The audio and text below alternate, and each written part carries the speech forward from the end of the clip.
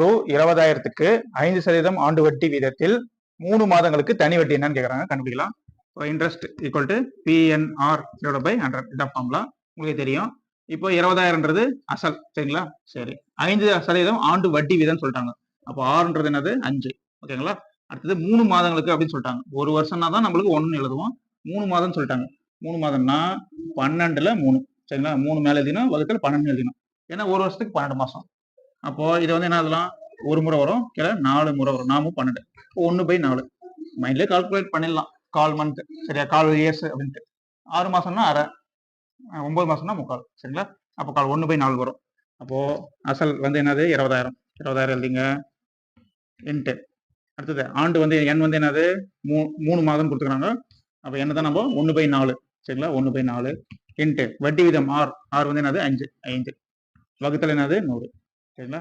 2 0 cancel பண்ணுங்க, மீதி 200 மட்டும் தான் இருக்குது. 4 200 கேன்சல் பண்ணலாம், ஒரு முறை வரும்.